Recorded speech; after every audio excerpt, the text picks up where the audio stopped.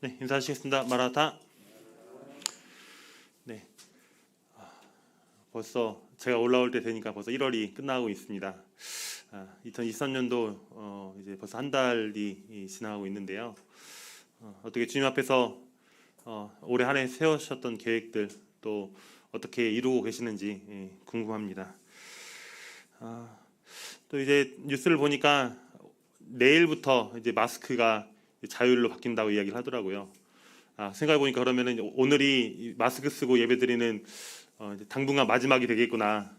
다음 이제 집회 때는 마스크 없이 이제 정말 완전한 가려진 얼굴이 아니라 이제 서로 얼굴을 보면서 예배를 기도 집회를 참석하고 예배를 드릴 수 있겠구나 생각이 들었습니다. 좀 3년 동안 이제 마스크를 쓰면서 예배 드렸는데 많이 갑갑하셨죠? 이제 참 마스크를 빼고 생활하는 게 원래 자연스러운 거였는데 왠지 또 마스크를 빼면 좀 더 어색할 것 같기도 하고요. 저희 자매는 항상 마스크 쓰고 다니면서 좀 편하다고 얘기했었는데 화장할 필요도 없다고 해서 항상 가려진다고 해서 좀 편하고 했었는데 이제 자매들은 더 신경 쓰실지 모르겠지만은 참 하나님의 은혜로 또 다시 이렇게 마스크를 벗는 날이 다시 오게 되었습니다.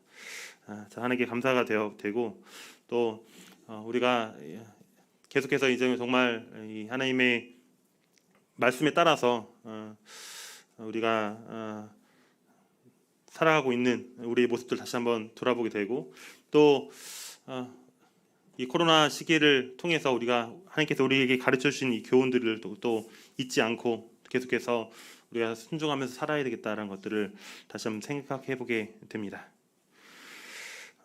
말씀을 시작하면서 한 가지 이제 여쭤보려고 하는데요. 이사진 이혜리가 첫 키즈 카페를 가서 짐볼에 갇혀서 고통스러워하고 울고 있는 모습인데요. 그 옆에서 엄마는 또 운다고 하면서 엄청 좋아하면서 이제 기념사진을 또 촬영했습니다. 성도님들께서는 혹시 내가 최근에 울었던 일 혹시 어떤 일들이 있었을까요? 또 아니면 나는 언제 울음이 나오나요? 또 내가 울음이 나올 것 같은 때는 형제 자매님들은 언제이실까요? 한번 이거 좀 재미있게 제가 준비를 해봤습니다. 그래서 단톡방으로 제가 하나 링크 보내드릴게요. 들어가셔서 각자 이제 이름은 나오지 않습니다. 그래서 들어가셔서 내 개인적으로 내가 울었던 일, 이럴 때 내가 울었었다. 또 나는 이럴 때 울음이 나온다. 또 난 이런 상황이 되면 내가 울 것 같다. 한번 지금 해보실까요? 스마트폰 보시고요. 지금은 스마트폰 보셔도 괜찮습니다. 말씀 시간인데 스마트폰 보는 거 안 되죠. 근데 지금은 스마트폰 보셔도 괜찮습니다. 보셔서 거기 가운데 오른쪽 가운데 밑에 쪽 가운데 보시면은 플러스 버튼 누르시고 입력하시면 됩니다.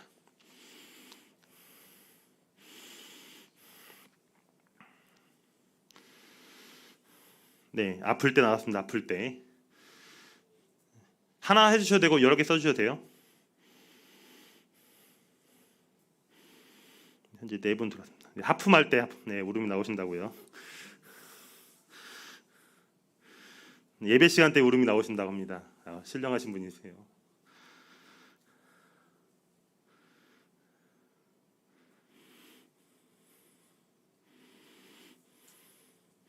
맞을 때 자녀들인 것 같은데요. 맞을 때 울음이 나온다고 합니다. 세게 때리신가 봐요. 배고플 때 빨리 쓰시다 보니까 오타가 나온 것 같은데 배고플 때 울음이 나온다고 합니다. 우리 예리도 항상 평상시는 괜찮은데 이 배고프면 항상 우는데요. 주님의 사랑이 감동되었을 때 좋습니다. 주님의 사랑이 감동되었을 때 갑자기 막 오네요. 슬픈 영화 볼 때 계속 막 나오고 있습니다. 사랑하는 사람이 힘들어할 때 감동적인 영화를 볼 때, 노력한 것을 이뤘을 때, 남동생이 진짜 말 안 들었을 때, 엄청 슬프셨나 봐요 이때도. 억울할 때, 억울할 때. 저도 좀 억울할 때 어렸을 때 많이 울었던 것 같아요. 억울할 때. 군대 갈 때, 군대 갈 때도 많이. 잘 보이세요? 또 확대해드릴까요? 슬플 때, 기쁠 때, 억울할 때, 화가 날 때, 차장 시간 또 울음이 나오신다고 합니다. 다 이제 하신 거죠? 네. 한 분 지금 항상 수시로 눈물이 많으신다고 합니다. 어떤 분은 출근할 때 울면서 출근하시는 분도 계시나 봐요. 울면서 가기 싫은데 억지로 가야 될 때, 월요일 아침에 눈물이 나온다고 합니다. 평상시는 괜찮은데 월요일 아침만 되면 울음이 나오는. 다 쓰신 것 같은데요. 오늘 이렇게 이제 이 부분을 이제 같이 나눈 이유는 오늘 말씀 주제가 이 울음과 관계가 있습니다. 울음. 울음이라는 게 왜 나올까요? 울음이 이런 물론 다양한 상황 가운데서 울음이 나오죠. 여러 가지 복잡한 이 감정들의 이런 상호작용으로 해서 이제 울음이 나오게 되는데, 오늘 이번 시간에는 시편 126편 1절부터 6절까지 눈물로 씨앗을 뿌리자라는 주제로 같이 교제를 나누기로 합니다. 우리가 눈물을 흘릴 때, 방금 쓰셨던 이 눈물을 흘릴 때 언제 내가 눈물을 흘렸는지 잘 생각해 보시고, 또 그 눈물로 우리가 씨앗을 뿌린다는 것은 어떤 의미인지 같이 한번 생각해 보았으면 좋겠습니다. 시편 126편 1절부터 6절까지입니다. 항상 형제자매님이 이렇게 번갈아 했으면 너무 식상하니까요. 오늘은 50대 이상 형제자매님 1절 읽으시고, 그다음에 40대 이하 형제자매님들이 짝수절 읽어주시면 되겠습니다. 자, 1절부터 읽겠습니다. 시작.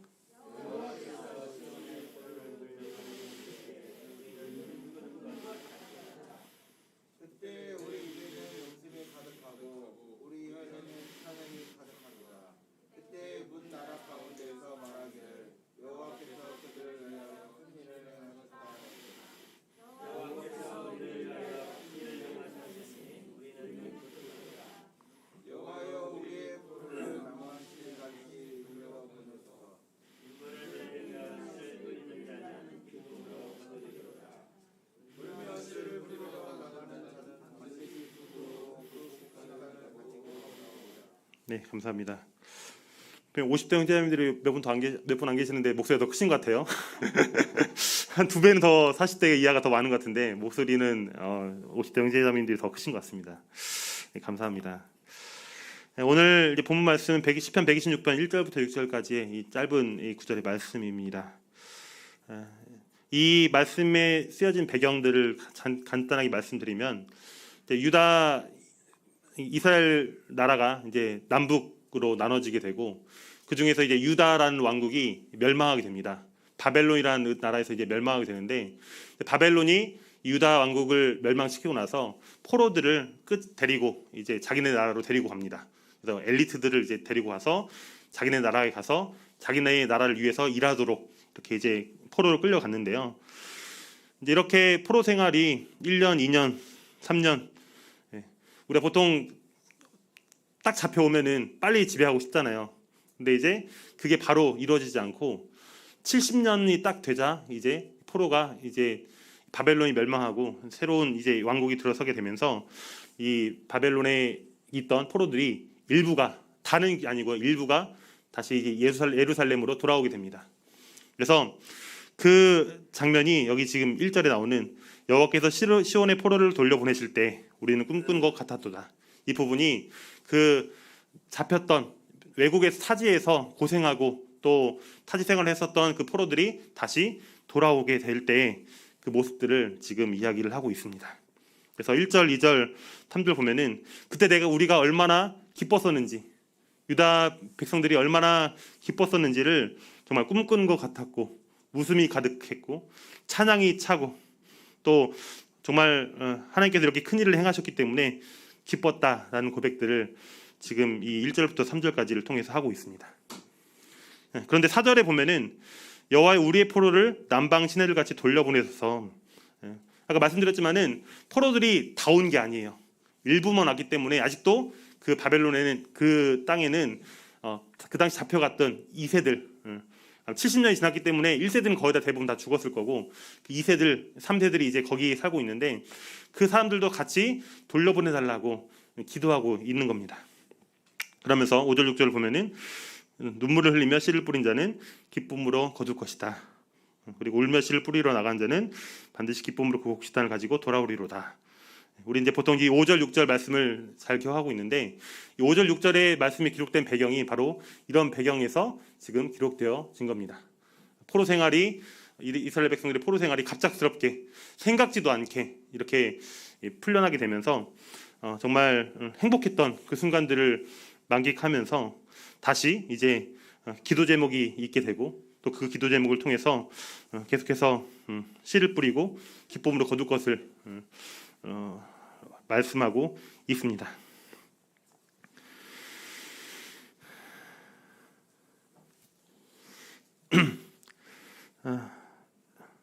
저는 이 시편 126편 말씀을 보면서 저는 이런 생각을 좀 많이 했어요.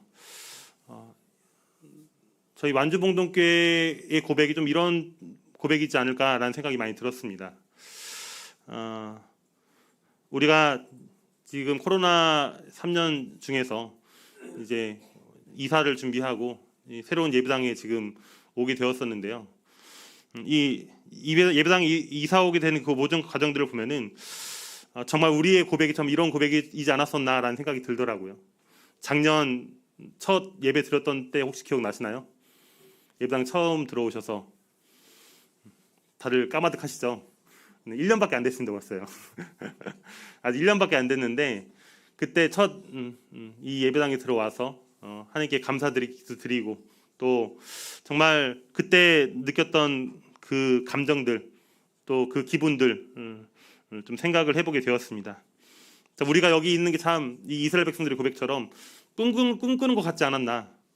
어쩌면 지금은 어때요? 지금 이 상황이 당연하다고 생각을 하는데, 여기서보다 그 옛날 예배당에서 몇 년 살았죠? 20년 사셨죠? 20년 동안 거기서 살고 여기서 지금 1년 살았는데, 지금 이것도 20년 전이 오히려 더 꿈같이 느껴지고 여기가 더 지금 현실감같이 느껴지는데, 참 저희 여기 처음 탁 들어왔을 때만 하더라도 참 여기 있는 게 참 꿈꾸는 것 같이 느꼈었던 그런 느낌들을 생각해 보게 됩니다. 그래서 그때 참 우리도 우리의 입가에 웃음이 가득하고, 또 참 우리의 혀가 찬양이 차고, 참 우리가 이 예배당에 올 수 있었던 일들이 좀 하나님께서 큰 일을 행하셨다, 우리가 고백해서 했었던 기억들이 납니다. 그리고 외부 지역 교회에서 형제자매님들이 오시면 어때요? 다들 예배당 좋다고 해서요, 안 좋다고 하세요? 좋다고 하시죠. 그래서 이제 다른 사람들이 보더라도, 외부 사람들이 보더라도 하나님께서 정말 이 완주봉동교회에 큰 일을 행하셨다라는 것들을 느낄 수 있는 부분들을 생각해 보게 됩니다. 그렇기 때문에 우리는 그 일을 통해서 우리가 기뻐할 수 있었고, 또 지금도 기뻐하고 있습니다. 그러면서 생각이 들었던 부분들은 참 기쁜 상황이잖아요. 기쁜 상황인데 왜 시편 126편 5절 6절을 보면은 왜 눈물을 흘려야 됐을까? 왜 울어야 됐을까? 좀 생각을 해보게 되었습니다. 정말 1절부터 3절까지 포로가 해방되고, 또 정말 놀라웠고 기쁜 일들이 가득한데, 찬양이 가득한 이 때인데 왜 이 시편 기자는 눈물을 흘리며 씨를 뿌려야 된다고 말하고 있을까? 왜 울며 씨를 뿌려야 된다고 이야기하고 있을까? 이 부분을 좀 더 묵상하게 되었습니다. 그러면은 첫 번째, 농부가 왜 울게 되었을까? 아까 선생님들 여쭤봤었지만은 우리가 왜 울게 되나요? 언제 울게 되나요? 제 개인적으로 이제 좀 분류를 해봤었는데요. 개인의 문제로 인해서 울 때가 있습니다. 특히 이제 내부적 요인으로 인해서, 내 개인적인 일신상의 문제로 인해서 특히 내가 병에 걸렸을 때 어때요? 슬프죠. 아프죠. 또 내가 몸이 아플 때, 또 내가 우울한 생각이 들 때, 또 내가 정말 마음이 어려울 때, 이때 정말 어때요? 눈물이 나옵니다. 정말 힘들어서 눈물이 나오게 되고요. 또 내 문제가 아니라 내 주변에 있는 문제들로 인해서 어때요? 가족들이 아프면, 내가 아픈 것도 힘든데 가족들이 아프면 어때요? 정말 힘들죠. 내 옆에 있는 가족들이 힘들 때, 그리고 내가 다니는 직장이 정말 힘들 때, 또 내가 정말 이 경제적인 어려움들이 있을 때, 또 내가 잘 맺었던 이 인간관계가 깨질 때, 우리에겐 참 슬픔이 찾아오고 또 울게 됩니다. 이 개인의 문제로 인해서 이 농부가 또 울 수 있지만은 또 어떤 문제로 또 울 수 있냐? 바로 이 씨를 뿌린 일로 인해서 또 울 수가 있습니다. 씨를 뿌린 일을 쉬울까요, 어려울까요? 쉬워요, 어려워요? 여기 농부 안 계시죠? 농부 안 계시죠? 씨를 뿌리는 거 우리가 생각할 때는 그냥 씨를 뿌리면 어때요? 그냥 씨앗 가지고 이렇게 뿌리면 되지 않냐 하시는데, 이렇게 하면은 우리가 수확할 수 있어요, 없어요? 씨를 뿌리면 가장 먼저 해야 될 게 뭘까요? 가장 먼저 해야 될 게 뭐예요? 갈아야 돼요. 왜 밭을 가나요? 씨가 더 깊숙이 심겨질 수 있도록. 딱딱한 바닥에서는 어때요? 이 씨가 자랄 수 있어요, 없어요? 없을 수 있기 때문에 이 밭을 갈아 엎어야지, 땅을 갈아 엎어야지 씨앗을 심을 수 있는 환경이 됩니다. 그래서 이게 씨를 뿌리는 게 단순히 씨 갖고 이렇게 뿌리는 게, 씨앗을 뿌리는 게 아니라 정말 이 땅을 갈아 엎으려면 어때요? 땅이 딱딱할 수도 있고, 거기 돌밭이 있을 수 있고, 가시밭이 있고, 또 거기에 풀들도 엄청 많고, 그 모든 것들을, 어려움들을 이겨내고 뭐 해야 돼요? 땅을 갈아야 되는 겁니다. 그래서 그게 금방 되나요? 쉽지 않죠. 그래서 참 이 씨를 뿌린 일이 너무 고되고 힘들기 때문에 우리는 울 수 있어요. 이 농부는 울 수가 있습니다.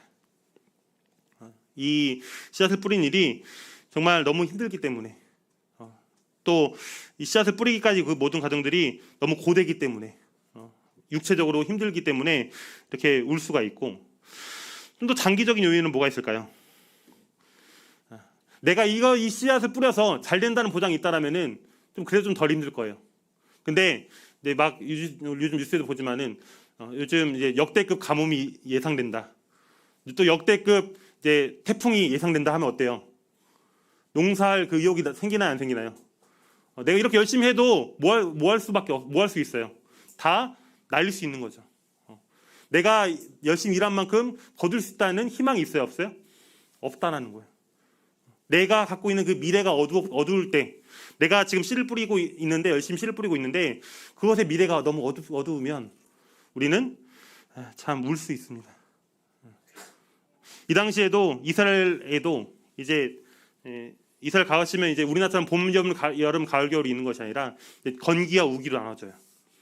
그래서 건기는 비가 거의 안 오고, 우기 때 이제 비가 오는데, 우기도 항상 비가 오는 것이 아니라 이제 성경에 보시면은 이른 비와 늦은 비가 나오죠.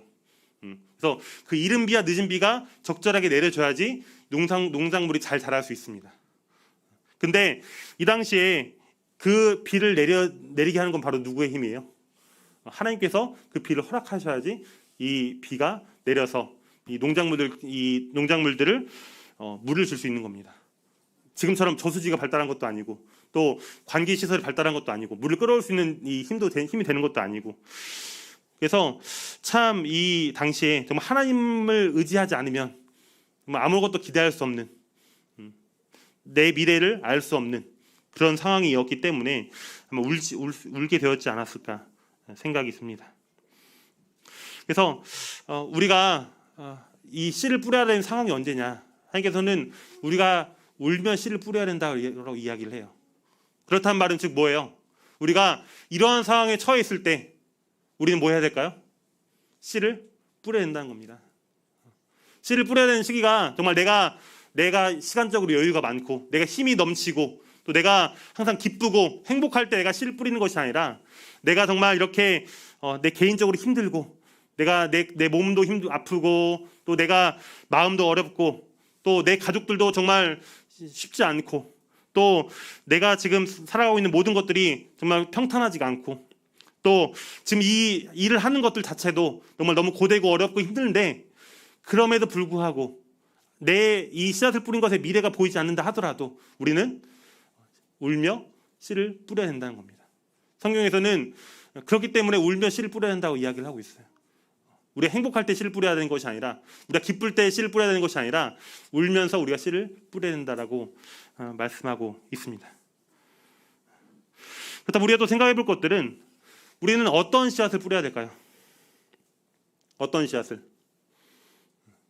우리가 농사 지으시려면 이제 뭘 심어야 되냐 생각을 많이 하시잖아요.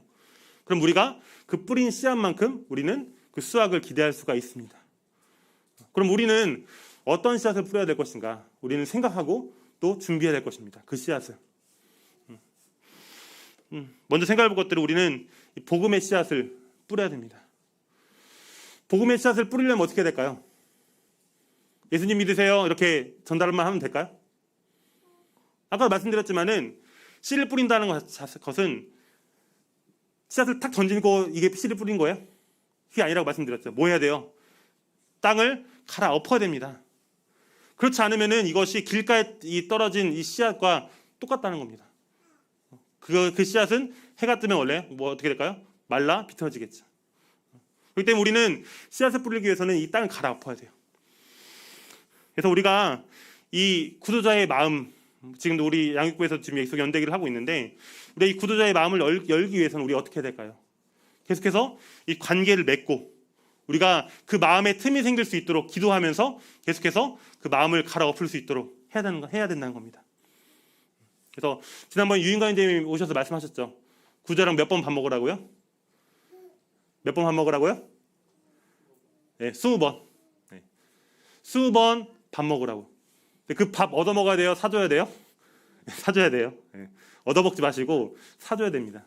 우리가 그 정도는 투자해야지 우리가 하나님 그 구조자가 이 복음을 듣기 전에 마음이 열리고 마음이 준비될 수가 있다는 겁니다. 그렇기 때문에 우리가 이 복음의 씨앗을 뿌린다는 거 단순히 예수님 믿으세요. 물론 이것도 필요합니다. 필요하지 않다는 것이 아니라 이걸 하기 위해서 우리는 먼저 이 구조자의 마음이 열릴 수 있도록 기도하고 또 그 관계를 맺어가면서 우리가 대접하는 일들이 이루어질 것입니다. 네, 두 번째는 말씀의 씨앗입니다. 말씀의 씨앗. 우리가 전도하는 목적이 뭐예요? 전도의 목적. 그 사람이 천국 가게 하면 우리가 잘한 건가요? 성경에는 어디에도 영혼을 천국 보내는 게 잘한 것이다. 이걸로 끝나는 말씀은 없습니다. 예수님께서도 이 지상 명령으로 뭐라고 말씀하셨어요? 구자들 다 천국으로 보내가라 이렇게 말씀하셨나요? 너희는 가서 모든 민족으로 뭘 해라? 제자를 삼아라 하고 말씀하고 있습니다. 이 전도의 최종적인 목표는 그래서 우리가 이 영혼들이 천국 가는 게 최종적인 목표가 아니라 이 영혼들이 예수님의 제자가 되는 게 최종적인 목표인 겁니다. 사도 바울도 복음을 전하고 끝난 것이 아니라 이 복음을 듣고 이 믿는 영혼들이 같이 모여서 교회를 이루게 했죠. 교회를 세웠고 그들이 계속해서 예수님의 제자가 되도록 가르쳤습니다. 그래서 우리가 이 말씀의 씨앗을 뿌린다는 것은 단순히 이 영혼들이 천국 가게 하는 것 이걸로 끝나는 것이 아니라 예수님의 제자가 되어서 또 하나님의 말씀을 가르치고 지키게 하는 것 여기까지가 이제 우리가 전도의 최종적인 목표라는 겁니다.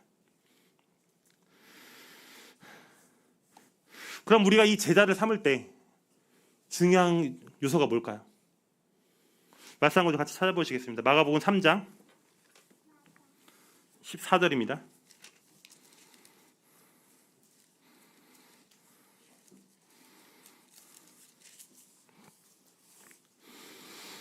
마가복음 3장 14절 15절 같이 읽어보겠습니다. 신약성경 57페이지 마가복음 3장 14절 15절입니다. 읽겠습니다. 시작. 이에 12를 세우셨으니 이는 자기와 함께 있게 하시고 또 보내사 전도도 하며 귀신을 내쫓는 권능도 가지게 하려 하심이로라. 우리가 예수님께서 제자들을 어떻게 삼으셨는지 또 왜 삼으셨는지 그 이유를 여기서 볼 수 있는데요. 예수님께서 제자를 삼으신 제일 첫 번째 목적이 전도하는 목적일까요? 가장 첫 번째 목적이 뭔가요? 함께 있게 하는 거. 그래서 우리가 이 교사가 되면은 제일 중요한 게 뭐냐? 말씀을 잘 가르치는 게 정말 중요하다라고 얘기를 하는데 이것보다 더 중요한 것은 뭐냐면 우리가 함께 있는 겁니다. 제자와 함께 하는 거. 함께 하는 시간을 더 많이 하는 거. 예수님께서도 이 제자들을 삼을 때 물론 예수님께서 이 하나님의 말씀을 제자들에게 계속해서 가르치셨죠. 그리고 전도도 하게 하시고 병도 고치게 하시고 또 귀신도 쫓아내게 하시고 이런 모든 권능들을 가지게 하셨는데 그것보다 더 중요한 것은 뭐냐면은 함께 있게 하는 거. 함께 있게 하시려고 이 제자들을 부르신 겁니다. 그래서 우리가 이 제자들을 삼는다라는 뜻은 뭐냐면은 그 제자들과 함께 계속해서 시간을 보내고 함께 시간을 투자해야 된다는 겁니다. 말씀을 단순히 잘 가르친 것으로 끝나는 것이 아니라 계속해서 그와 함께 먹고 함께 자고 함께 시간을 보내면서 하나님을 믿는 사람의 모습이 어떤 것인지를 삶으로 보여주고 또 그 사람도 그 모습을 보면서 따라올 수 있도록 우리가 하는 것이 이 제자 양육이 가장 중요한 요소입니다. 그래서 제가 어렸을 때는 정말 내가 좋은 교사가 되어야 되겠다. 나는 정말 말씀을 잘 가르치는 교사가 되어야 되겠어. 이렇게 생각할 때가 있었는데요. 그게 이제 이 몇 년 전에 이 말씀을 보면서 바뀌게 되었었는데 정말 이 교사로서의 가장 중요한 게 무엇이냐 생각해 보면은 우리 예수님께서 모범을 보이셨던 것처럼 정말 이 삶으로 모범을 보이는 것. 사도 바울이 그랬던 것처럼 자신이 했던 것들을 모범으로 보이는 것. 이게 정말 말씀을 가르치는 것보다 어쩌면 더 우선이 된다라는 겁니다. 그래서 우리가 우리 주변에 있는 영혼들을 복음을 전하고 또 이 모임으로 인도하고 이걸로 이제 끝나는 것이 아니라 우리는 이 영혼들에 대해서 우리가 또 책임감을 갖고 제자들을 삼아서 예수님의 제자가 될 수 있도록 계속해서 함께 시간을 보내고 또 예수님을 믿는 사람의 삶이 어떤 것인지에 대해서 계속해서 함께 시간을 보내면서 알려줘야 되는 겁니다. 그렇다면은 우리가 이 말씀을 전할 때 어떻게 전파해야 될 것인가? 디모데후서 4장 2절 말씀 같이 보시겠습니다. 디모데후서 4장 2절입니다. 제가 읽겠습니다. 신약성경 346페이지 디모데후서 4장 2절입니다.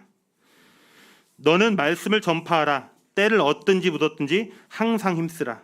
범사의 오래 참음과 가르침으로 경책하며 경계하며 권하라. 사도 바울이 디모데에게 하신 말씀인데요. 말씀을 전파하라. 때를 얻든지 묻었든지.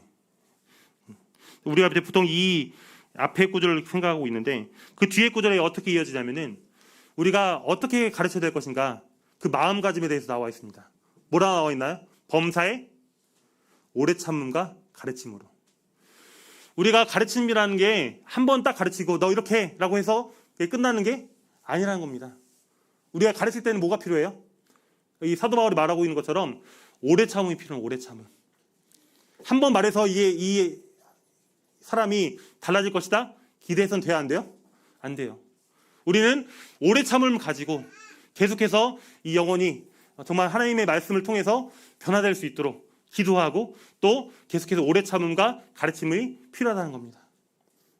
이것이 정말 말씀의 씨앗을 뿌릴 때 우리에게 필요한 중요한 요소라는 겁니다. 오래 참음으로 말씀을 가르치는 일. 그래, 마지막으로 우리는 이 사랑의 씨앗을 뿌려야 됩니다. 갈라디아서 6장 10절 말씀 보면은 기회 있는 대로 모든 이에게 착한 일을 하되 더욱 믿음의 가정들에게 하라라고 하나님께서 말씀하고 있습니다. 아까 우리가 구도자에게 복음을 전하기 위해서 20번 같이 밥 먹으라고 말씀드렸잖아요. 근데 우리가 더 신경 써야 될 것들은 물론 구조자도 우리가 정말 중요하게 신경 써야 되지만은 우리가 더 착한 일을 해야 될 사람이 바로 누구예요? 하나님을 믿지 않는 사람도 물론 중요하지만은 우리가 이 믿음의 가정들, 하나님의 자녀들에게 더 우리가 관심을 가지고 또 신경을 써야 된다는 겁니다. 더욱이라고 여기서 하나님께서는 말씀으로 강조하고 있습니다. 그래서 구조자들과 20번 밥을 먹는다 하면은 우리 성도들과는 몇 번 밥을 먹어야 될까요? 20번보다는 더 많이 먹어야 되겠죠. 최소 21번 이상 먹어야 되겠죠. 더욱 하라고 했으니까.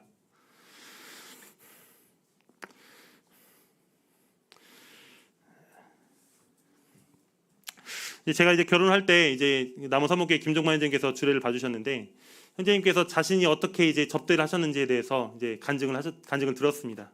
그래서 형제님 가정은 한 달에 2번 정도를 외부 가정들을 초대하신다고 해요.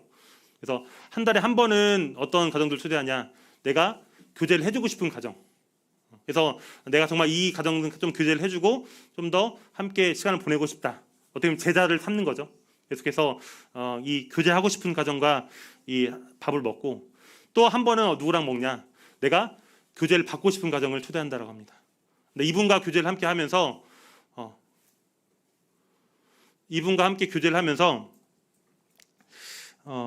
내가 정말 서로가 위로를 얻고 서로가 권면을 얻을 수 있는 이런 가정들을 초대해서 이 시간을 보내신다고 합니다.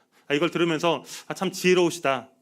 정말 우리가 같이 이 연약한 성도들을 세우고 또 나도 언제나 연약할 수 있기 때문에 같이 서로가 교제하면서 서로 성장할 수 있도록 교회를 섬겨나갈 수 있도록 하는 것이 참 지혜롭다는 생각을 많이 하게 되었습니다. 그래서 베드로전서 4장 9절 말씀 보면은 서로 대접하기를 원망 없이 하고라고 나오고 있습니다. 대접은 누가 누구에게 하는 걸까요? 높은 사람이 낮은 사람한테 해야 될까요? 낮은 사람이 높은 사람에게 해야 될까요? 나이 많은 사람이 나이 적은 사람한테 해야 될까요? 나이 적은 사람이 나이 많은 사람에게 해야 될까요? 우리는 보통 한쪽으로만 생각을 해요. 나이 드신 분이 해야지. 젊은 사람들이 해야지. 이렇게 생각을 하는데 하나님께서는 말씀을 통해서 뭐라고 말씀하고 계세요? 서로 하라고 말씀하고 있습니다. 이 접대라는 것은, 섬긴다라는 것은 나이 많은 사람만 하는 것이 아니고 또 연장자만 하는 것이 아니고 또 그렇다고 젊은 사람들만 하는 것이 아니라 서로 하는 겁니다. 서로 하지 않으면 여기서 보면은 원망이 나올 수가 있어요. 그래서 우리가 접대를 할 때는 서로 해야 됩니다. 먼저는 여기 이 교회를 위해서 봉사하시는 장로님들과 집사 형제님들, 집사 형제들 따로 밥 사준 적 있으신가요? 고생하신다고. 우리가 이런 부분들이 필요합니다. 우리가 앞선 이 교회 일꾼들 하나님의 종이잖아요. 우리 하나님의 종인데 우리가 이 종들에게 하나님의 종이지 사람의 종은 아니잖아요. 우리 그러면 하나님의 종답게 우리가 대우하고 또 하나님 이 격려하고 또 위로를 할 필요가 있는데 우리는 이런 부분들에 좀 더 소홀하지 않았었나 좀 생각을 해보게 됩니다. 제가 집사가 아니기 때문에 이렇게 당당하게 말할 수 있어요. 집사 형제는 이런 말씀 못 하시는데 제가 아니기 때문에 할 수 있습니다. 그래서 우리는 이런 이 앞선 형제님들을 위해서 또 수고하시는 이 교회를 위해서 봉사하시는 형제님들을 위해서 우리가 접대해야 됩니다. 그리고 각 교회학교 청년부 선생님, 또 학생부 선생님, 주일학교 선생님 어리다고 해서 우리 접대를 못하는 게 아니에요. 고마운 마음을 표현하는 것은 작은 것도 가능해요. 사탕 하나, 편지 하나 이것으로도 충분하게 우리는 그 고마움을 감사함을 표현할 수가 있는 겁니다. 그래서 우리가 이 대접한다라는 것 정말 내가 많이 가져야지. 내가 정말 많이 베풀어야지. 이런 사람들만 우리가 이 접대하는 것이 아니라 우리는 서로 해야 된다라는 것. 내가 가진 만큼 또 가진 역량에서 최대한 노력해서 해야 된다는 겁니다. 그래서 참 올 한 해가 정말 이 사랑을 표현하는 일들이 우리 완주 봉독교회 좀 많았으면 좋겠다는 생각이 많이 듭니다. 그래서 사랑을 표현하지 않으면 몰라요. 자매도 항상 저한테 사랑하냐 물어보는데 당연히 사랑하지. 근데 표현하지 않으면 알아요, 몰라요? 모른다고 합니다. 그렇기 때문에 우리는 계속해서 표현해줘야 돼요. 감사하다고, 또 고맙다고, 또 사랑한다고 우리 계속해서 표현을 해줘야지 또 그 사람이 그것을 통해서 위로를 얻고 또 힘을 얻게 되는 겁니다.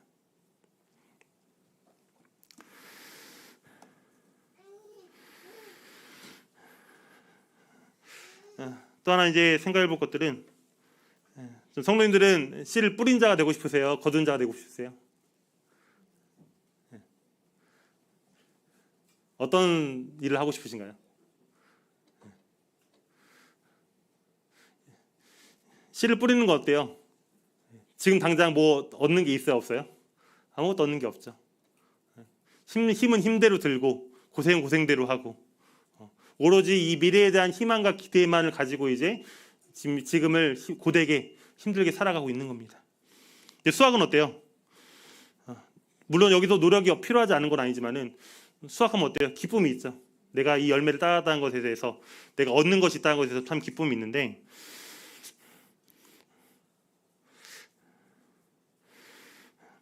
하지만 이 열매를 얻기 위해서는 먼저 뭘 해야 될까요?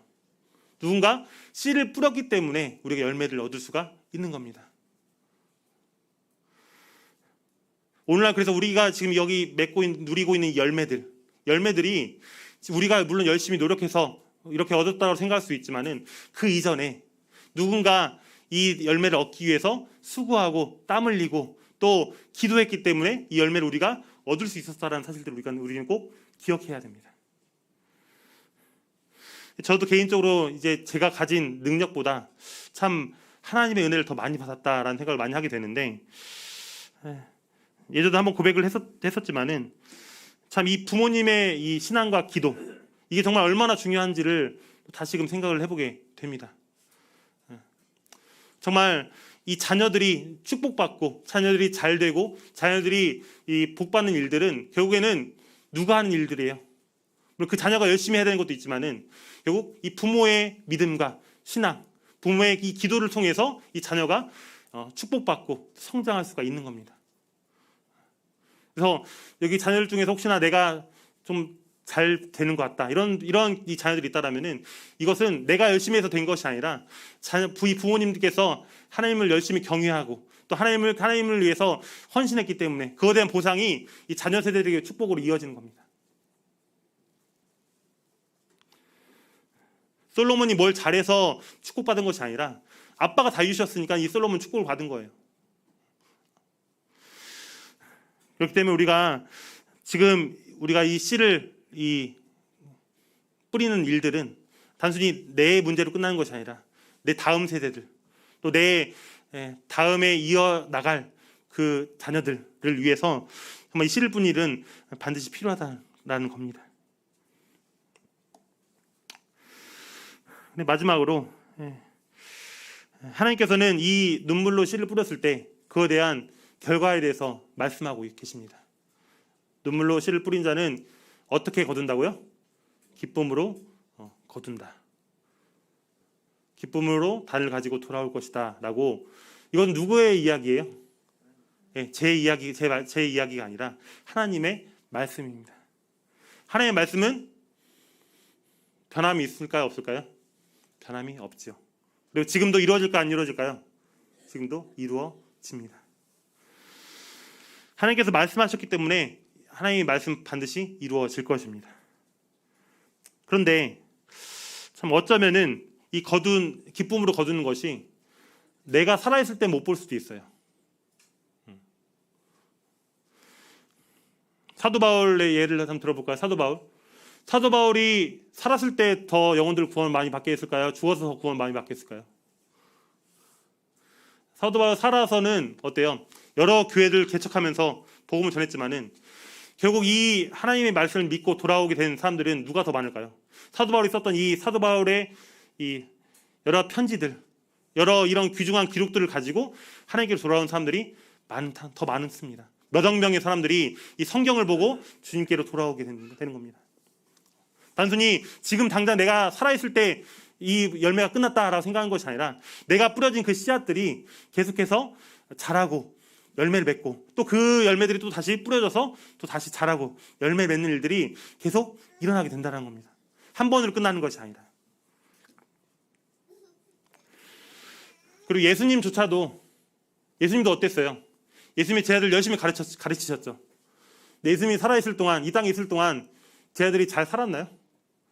정신 차렸나요? 우리가 지금 가르치고 있는 지금 뭐 교학교 교사 선생님들 여러 생각이 들 거예요. 이 학생들은 과연 변화될 수 있을 것인가?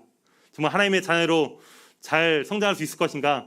고민될 수 있는데 예수님의 제 아들조차도 예수님이 계실 때는 변함이 없었어요.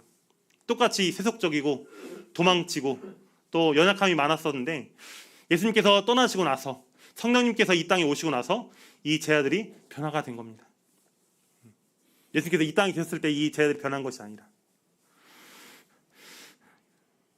그래서 우리가 얻게 될 이 기쁨의 열매는 우리가 살았을 때 보지 못할 수도 있고, 또 우리는 우리가 죽어서 하늘나라에 갔을 때, 하나님 나라에 가게 되었을 때 그때 우리가 열매를 볼 수 있는 겁니다. 그렇기 때문에 우리의 이 믿음이라는 게 세상 사람들과 다른 이유가 바로 그겁니다.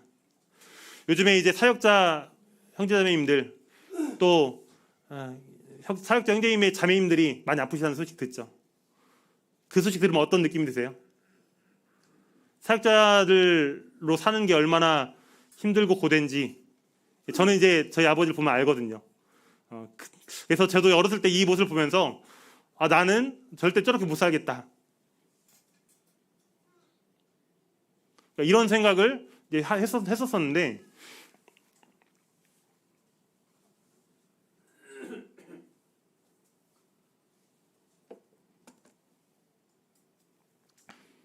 이런 분들이 사역하신다고 고생들을 하고 또 이제 조금 좀 편해지려고 했더니 아파요. 병에 걸려요.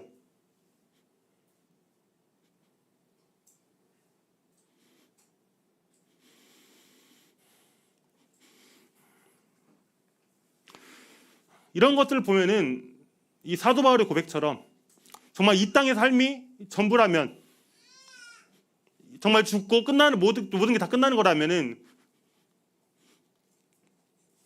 제일 불쌍한 사람들이 바로 누굴까요? 이런 분들이 제일 불쌍한 사람들이겠죠. 그런데 우리는 그분들을 불쌍하게 생각하지 않아요? 우리는 그렇게 생각할 필요가 없습니다. 왜요? 우리는 하나님 나라를 믿기 때문에, 우리는 천국을 믿기 때문에, 우리는 영생을 믿기 때문에, 우리는 이 땅이 전부가 아니라는 걸 알고 있기 때문에 그분들이, 저는 어떻게 보면 그런 생각을 했어요. 그분들이 이제 은퇴하실 때가 됐구나. 은퇴라는 게 우리가 이 땅에서 살아가는 동안은 제 생각에는 은퇴가 없다라는 생각을 해요. 물론 우리가 하는 일들이 달라질 수는 있지만은 우리 하나님께서 이 땅에 남겨주신 이유가 있잖아요. 이 말은 아직 은퇴할 때가 아니라는 거죠.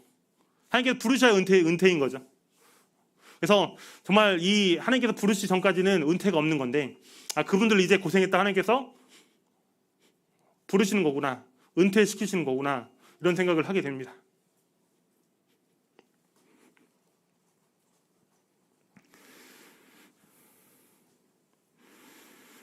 그래서 우리는 이거에 대해서 이제 생각을 해봐야 돼요.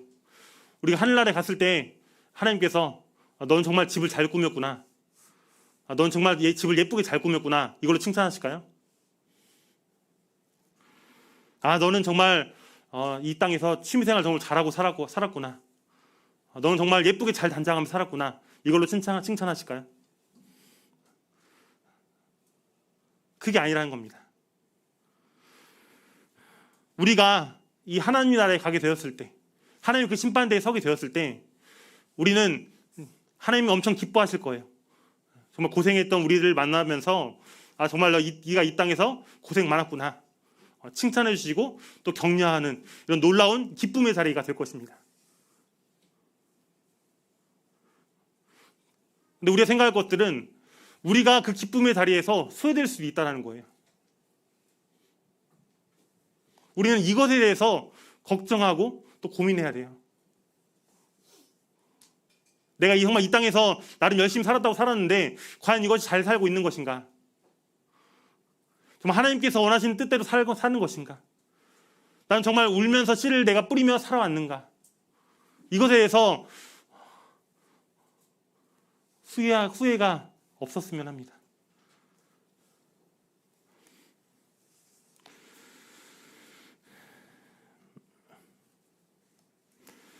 호세아 10장 12절 말씀입니다. 같이 한번 읽어보겠습니다. 시작. 너희가 자기를 위하여 공의를 심고 인애를 거두라. 너희 묵은 땅을 기경하라. 지금이 곧 여호와를 찾을 때니 마침내 여호와께서 오사 공의를 비처럼 너희에게 내리시리라. 누구를 위하여 심으라고 말씀하고 계세요? 우리가 하나님의 일을 하는 거 하나님을 위해 한다고 우리가 생각할 수 있어요. 근데 우리가 하나님을 위한 그 일 자체도 결국 하나님께서는 우리가 우리의 상급을 얻을 수 있도록 기회를 주시는 겁니다. 하나님께서 나 없이 일 못할까요? 나 없으면 하나님 일이 안 돌아갈까요? 아니에요. 그럼에도 불구하고 하나님께서 우리에게 하나님의 일을 할 기회를 주시고 여러 가지 하나님의 일에 동참할 수 있도록 기회를 주시는 것은 하나님께서 우리를 위하시기 때문에 이런 기회를 주시는 겁니다. 우리가 하나님 앞에 상급을 얻을 수 있도록 그 기쁨의 잔치에 참여할 수 있도록 기회를 주시고 있는 겁니다.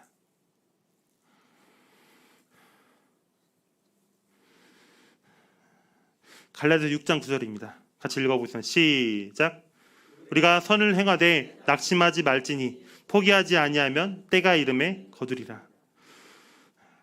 우리가 계속해서 울며 씨를 뿌리는 것 여기서 말씀하고 있지만은 낙심하지 말아야 됩니다. 우리가 지금 당장에 열매가 보이지 않고 당장에 지금 눈앞에 보이는 것이 없다 할지라도 우리는 낙심하지 말고 또 포기하지 말아야 됩니다. 그리고 계속해서 끝까지 이 일들을 감당해야 됩니다. 그렇게 되면 하나님께서 분명히 약속하고 계시죠. 때가 이르면 어떻게 할 것이다? 거둘 것이다. 하나님의 말씀입니다. 그리고 반드시 이루어질 것입니다. 우리가 뭐 한다면?